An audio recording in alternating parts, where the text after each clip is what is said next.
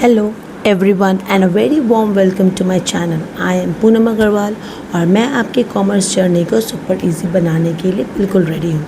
चाहे आप अकाउंटेंसी में अपना पहला लेजर बैलेंस करने की कोशिश कर रहे हो या इकोनॉमिक्स की कॉम्प्लेक्सिटीज़ को समझना हो, you are exactly where you need to be. Let's be honest, commerce subject देखने में लगते हैं रूल्स और नंबर्स की एक बड़ी पहाड़ है, लेकिन इस चैनल पर हम टफ से टफ कॉन्सेप्ट को बहुत ही सिंपल, रियल वर्ल्ड और फन तरीके से समझेंगे। नो रोट लर्निंग, नो रट्टाबाजी, जस्ट प्योर क्लैरिटी। मेरा गोल सिर्फ आपको एग्ज़ाम्स में टॉप मार्क्स दिलवाना नहीं है, बल्कि बिजनेस वर्ल्ड कैसे काम करता है उसकी प्रैक्टिकल नॉलेज भी देना है। सो अगर आप भी कॉमर्स को अपना सबसे स्ट्रॉन्ग सब्जेक्ट बनाना चाहते हैं तो अभी के अभी सब्सक्राइब बटन पर क्लिक कीजिए, नोटिफिकेशन बेल को टर्न ऑन कीजिए और चलिए इस जर्नी को साथ में एस करते हैं। Let's get started.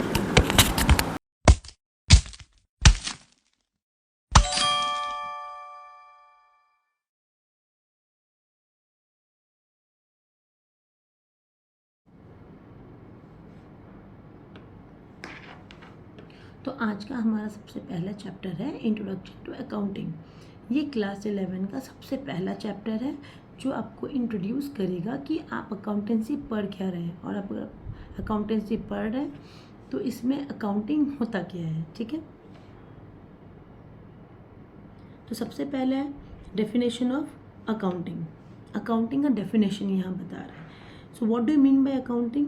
तो अकाउंटिंग में सबसे पहला है कि accounting is the art of recording, classifying and summarizing in a significant manner in terms of money, transaction and events which are in part at least of a financial character and interpreting the results thereof। तो पहला है कि accounting होता क्या है। तो यहाँ पे कुछ कुछ टर्म्स को मैंने अंडरलाइन किया, जैसे recording, classifying, summarising, significant manner in terms of money. Accounting वो टर्म है जिसमें हम किस चीज़ को रिकॉर्ड करेंगे, जितने भी फिनेंशियल कैरेक्टर के जो मनी से रिलेट करते हैं उन ट्रांजैक्शंस को हम रिकॉर्ड करेंगे। रिकॉर्ड भी करेंगे, क्लासीफाई एंड समराइज करेंगे उनको लास्ट में, ताकि हम इन सारे रिजल्ट्स को बाहर वाली पार्टी जिसको बोलते हैं एक्सटर्नल यूजर्स को हम इंटरप्रेट कर सके, उनको बता सके। ठीक है, नेक्स्ट क्या है, 3 एस्पेक्ट्स जो हमने डेफिनेशन पढ़ा उसमें हमने 3 पहलू देखा अकाउंटिंग का। अकाउंटिंग का 3 पहलू क्या है? पहला इवेंट्स, कि जितने भी अकाउंटिंग में हम ट्रांजैक्शंस डालेंगे वो डिपेंड करेंगे हमारे मनी रिलेटेड, जितने भी मनी रिलेटेड ट्रांजैक्शंस या इवेंट्स होंगे उनको हम रिकॉर्ड करेंगे। ठीक है, पहले हम आइडेंटिफाई कर लेंगे कि जो ट्रांजैक्शंस हम रिकॉर्ड कर रहे हैं क्या वो मनी से रिलेट करता है। करने के बाद हम क्या करेंगे, उसको रिकॉर्ड करेंगे और फिर क्लासीफाई करेंगे। मतलब जब हम लोग अकाउंटिंग करते हैं तो अकाउंटिंग में दिन में पूरे वक्त में जब हम ट्रांजैक्शंस को देखते हैं तो कई तरीके के ट्रांजैक्शंस होते हैं, परचेज, सेल्स, किसी को सैलरी पे करना। तो हम एक ही किताब में सारे के सारे ट्रांजैक्शंस को रिकॉर्ड कर लेते हैं। परचेज सेल्स, इसको कहते हैं रिकॉर्ड करना, जो हम एक बुक में करते हैं जिसको कहते हैं जर्नल। ठीक है, हम रिकॉर्ड कर लेते हैं। उसके बाद हम क्या करते हैं, क्लासीफाई करते हैं। क्लासीफाई करना मतलब जो इतने ट्रांजैक्शंस हैपोजिट तरीके से होते हैं उनको हम अलग अलग अकाउंट में दिखाते हैं। जैसे अगर परचेस है तो परचेस को हम एक तरफ दिखा देंगे, सेल्स है उनको हम एक तरफ दिखा देंगे। करने के बाद लास्ट का एस्पेक्ट क्या है कि हम इसका एक समरी निकालते हैं कि जितने भी ट्रांजैक्शन हमने रिकॉर्ड किया, जो बुक्स ऑफ अकाउंट्स हमने मेंटेन किया, क्या इससे कितना फ़ायदा हुआ, मैंने कितना प्रॉफिट अर्न किया, मैंने कितना लॉस अर्न किया, और इसी रिजल्ट्स को हम बाहर वाले यूज़र्स को इंटरप्रेट करते हैं ताकि हमें हमारा बिजनेस और भी ज़्यादा ग्रो करे। ठीक है, तो there are 3 aspects, that is events, recording, classifying, summary and interpret. Next process, इसी की बात मैं कर रही हूँ कि जो भी हम रिकॉर्ड करेंगे वो हमारा एक प्रोसेस में होता है। जैसे सबसे पहले हमें डॉक्यूमेंट्स मिलता है, जो भी परचेस सेल्स होता है उसका डॉक्यूमेंट्स हम लेते हैं। डॉक्यूमेंट्स लेने के बाद हम क्या करेंगे, आइडेंटिफाई करेंगे कि सारे ट्रांजैक्शंस क्या मनी रिलेटेड हैं। जो मनी रिलेटेड है उन ट्रांजैक्शंस को हम क्या करेंगे, रिकॉर्ड करेंगे। कहाँ रिकॉर्ड करेंगे, एक बुक में। इस बुक का नाम क्या है, जर्नल, जिसको हम बुक्स ऑफ ओरिजिनल एंट्री। जैसे जैसे ट्रांजैक्शंस होगा हम वैसे वैसे रिकॉर्ड करेंगे, किसमें, क्रोनोलॉजिकल ऑर्डर। अगर कोई ट्रांजैक्शन अभी के अभी हुआ है हम तुरंत उसको रिकॉर्ड करेंगे, वो बात के लिए नहीं रहता। नेक्स्ट, जब हम रिकॉर्ड कर लेंगे उसके बाद हम अकाउंट में उसको क्लासीफाई करेंगे, मतलब जितने भी परचेस कैरेक्टर के हैं उनको हम अलग अलग दिखा देंगे, जो सेल्स होते हैं उनको हम अलग अलग दिखा देंगे, कोई तरीके के एक्सपेंसेस को उनको हम अलग बुक्स में दिखाएंगे। मतलब हम सारे के सारे अकाउंट्स को सेग्रीगेट कर लेंगे, ठीक है। इसको बोलते हैं क्लासीफाई करना। क्लासीफाई करने के बाद हम समरी निकालेंगे कि भाई हमने जो बिज़नेस किया है इसमें मैंने क्या कमाया, प्रॉफिट कमाया या लॉस कमाया। तो इसके लिए हम क्या तैयार करते हैं, फिनेंशियल स्टेटमेंट्स। फिनेंशियल स्टेटमेंट्स में हम सबसे पहले ट्रायल बैलेंस तैयार करते हैं, उसके ऊपर हम trading account, profit and loss account और बैलेंस शीट तैयार करते हैं। बैलेंस शीट से हम क्या देखते हैं कि हमारा बिजनेस पोजीशन क्या है, और जब सारा तैयार हो जाता है तो हम इसको कम्युनिकेट करते हैं आउटसाइडर्स को। हम यहाँ पर इंटरप्रेट करते हैं, लोगों को बताते हैं कि हाँ भाई हमने इतना प्रॉफिट कमाया, हमने इतना लॉस कमाया। Next, history and development of accounting. ये जो हम अकाउंटिंग कर रहे हैं, ये अकाउंटिंग शब्द आया कहाँ से, ये प्रोसेस आया कहाँ से इसकी मतलब बोल सकते हैं कहाँ से ये स्टार्ट हुआ है। तो जो हिस्ट्री अकाउंटिंग है ये बहुत ही सिविलाइजेशन की तरह ही बहुत पुराना है कॉन्सेप्ट है, जो कि स्टार्ट हुआ था बेबीलोनिया, इजिप्ट और ग्रीस से स्टार्ट हुआ था। इंडिया में इसको स्टार्ट किसने किया था, कौटिल्य, जो कि चंद्रगुप्त मौर्य के मिनिस्टर थे। उन्होंने अपने अर्थशास्त्र की किताब में सब अकाउंटिंग प्रोसेस को मेंटेन किया। और लूसा पिक्योली जो है वो इटालियन ऑथर हैं, जिनको हम बोलते हैं फादर ऑफ मॉडर्न अकाउंटिंग। तो ये हिस्ट्री है अकाउंटिंग का। नेक्स्ट है book keeping, accounting and accountancy. हम इतना बुक कीपिंग अकाउंटिंग का बात कर रहे हैं, तो ये होता क्या है, ठीक है, इसकी मतलब क्या है, अकाउंटिंग और अकाउंटेंसी में अंतर क्या होता है। तो देखो मैंने एक सबसेट की तरह इसको समझाया है कि बुक कीपिंग क्या है, it is a part of accountancy. ये अकाउंटेंसी का छोटा सा पार्ट है बुक कीपिंग, जिसमें हम सिर्फ क्या करते हैं, रिकॉर्ड करते हैं, सिर्फ हम ट्रांजैक्शंस को रिकॉर्ड करते हैं। तो बुक कीपिंग में बस रिकॉर्डिंग ही होता है। और अकाउंटिंग में क्या होता है, अकाउंटिंग वो प्रोसेस है जिसमें रिकॉर्डिंग, क्लासीफाइंग, समराइजिंग सब कुछ किया जाता है, ठीक है। और अकाउंटेंसी के ये ब्रांच ऑफ नॉलेज है, सिस्टमेटिक नॉलेज है, जो हमें बताता है कि अकाउंटिंग कैसे करते हैं, बुक कीपिंग क्या होती है, कैसे किया जाता है, ठीक है। तो ये अंतर है कि अकाउंटेंसी एक ब्रांच ऑफ नॉलेज है जो प्रोफेशनल्स रखते हैं, ठीक है। जो नॉर्मल स्टाफ्स होते हैं वो बस रिकॉर्ड ही करते हैं। जैसे यहाँ मैंने बताया है बुक कीपिंग, अकाउंटिंग और अकाउंटेंसी का डिफरेंस क्या है। तो बुक कीपिंग कौन मेंटेन करता है, junior staff, accounting senior staff, accountancy professionals. Book keeping बहुत ही प्राइमरी स्टेज है, पहला स्टेज है ये। इसके बाद सेकेंडरी स्टेज अकाउंटिंग है, हम बाद में अकाउंटिंग करते हैं। और लास्ट में फिर कंप्लीट प्रोसेस है अकाउंटेंसी, जिसमें प्रोफेशनल्स अपने नॉलेज दिखाते हैं और उसको कम्युनिकेट करते हैं, इंटरप्रेट करते हैं, एनालिसिस करते हैं। Book keeping day to day transaction है, डेली बेसिस पे हमें रिकॉर्ड करना पड़ता है। और अकाउंटिंग क्या है, ये बस बुक कीपिंग के बाद का प्रोसेस है, जब हम समरी निकालते हैं अपने बुक कीपिंग का, ठीक है। और अकाउंटेंसी हमें डिसीजन मेकिंग लेने में हेल्प करता है कि भाई हमारा बिजनेस में ग्रोथ हो रहा है या बिजनेस में हम ग्रोथ मेरा कम हो रहा है, ये हम निकालते हैं, ठीक है। बुक कीपिंग क्या है, identification, recording, classifying of financial transaction. और अकाउंटिंग है समराइजेशन, इंटरप्रिटेशन, कम्युनिकेशन। और अकाउंटेंसी क्या होता है बेटा, अकाउंटेंसी है एक एंटायर बॉडी है जो हम लोगों को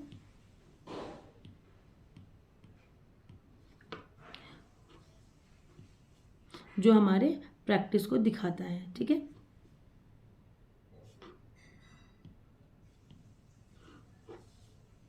ये रेफर करता है एंटायर बॉडी को जो थियोरेटिकल नॉलेज हमें देता है।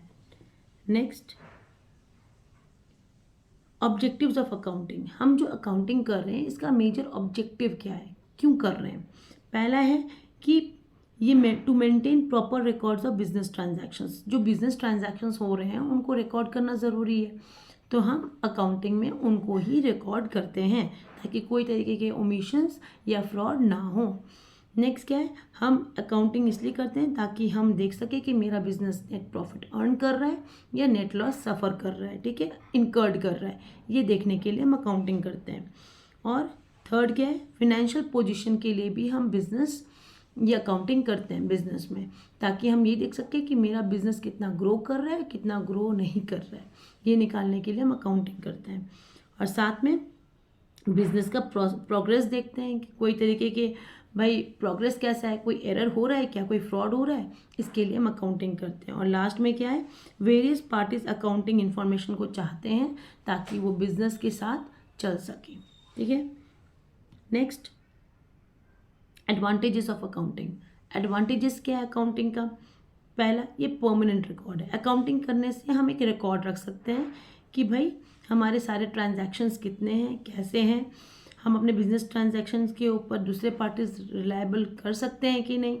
Next, it provides profit and loss of the business for a given period of time. साथ में ये प्रॉफिट एंड लॉस भी बताता है हमें। नेक्स्ट, कंपैरेटिव स्टडी के लिए हेल्पफुल होता है ताकि प्रीवियस डेटा से करंट डेटा को कंपेयर कर सकें और अपने करंट परफॉर्मेंस को इम्प्रूव कर सकें।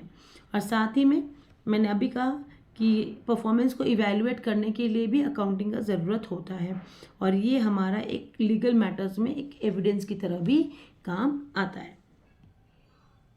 नेक्स्ट है limitations of accounting. Limitations of accounting क्या होता है? देखो, अकाउंटिंग का एडवांटेज है तो इसके कुछ लिमिटेशंस भी हैं। क्या है वो लिमिटेशंस? कि ये सिर्फ मॉनेटरी ट्रांजैक्शंस को रिकॉर्ड करता है, कोई तरीके की क्वालिटी, ऑनेस्टी, स्किल्स को रिकॉर्ड नहीं करता। ये हिस्टोरिकल ट्रांजैक्शंस को ही रिकॉर्ड करता है। इसकी हिस्टोरिकल ट्रांजैक्शन मतलब, सपोज तुमने एक फर्नीचर खरीदा 10 साल पहले, उसका है कॉस्ट 1 लाख, तो आज भी बुक्स ऑफ अकाउंट्स में उसको हम 1 लाख के तौर पर ही रिकॉर्ड करेंगे। उनका करंट प्राइस पे या प्राइस लेवल जब चेंज होता है उस पे हम रिकॉर्ड नहीं करेंगे। ये क्यों होता है, ये हम चैप्टर्स में पढ़ते जाएंगे। इसको हम कहते हैं हिस्टोरिकल कॉस्ट कॉन्सेप्ट, क्योंकि जो कि हमारा बैलेंस शीट है, बैलेंस शीट में हमारा लाइबिलिटीज़ और एसेट्स दो पहलू होता है। लाइबिलिटीज़ मतलब डेट, एसेट्स मतलब संपत्ति।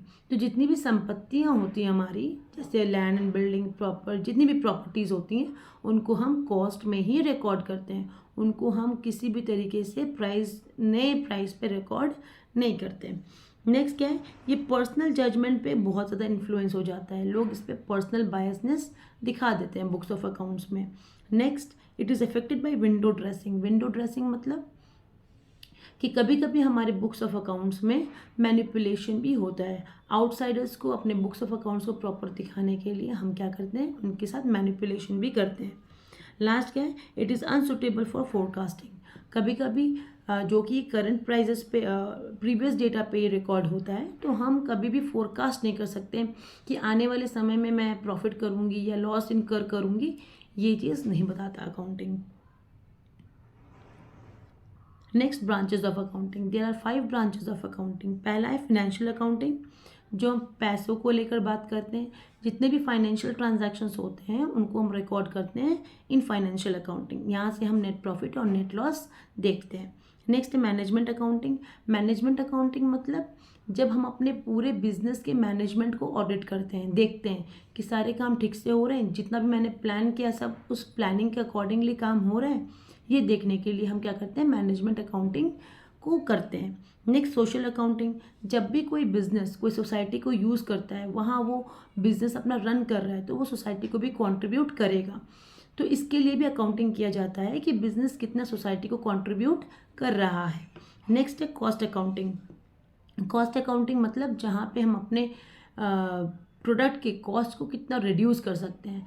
अगर थोड़े भी रिडक्शन की जहाँ बात आती है कि हम कॉस्ट को कम कर पा रहे हैं, वहाँ कंपनी काफ़ी मुनाफा कमाता है। तो इसके लिए भी कॉस्ट अकाउंटिंग किया जाता है कि किस तरीके से हम प्रोडक्ट के कॉस्ट को कम कर सकें।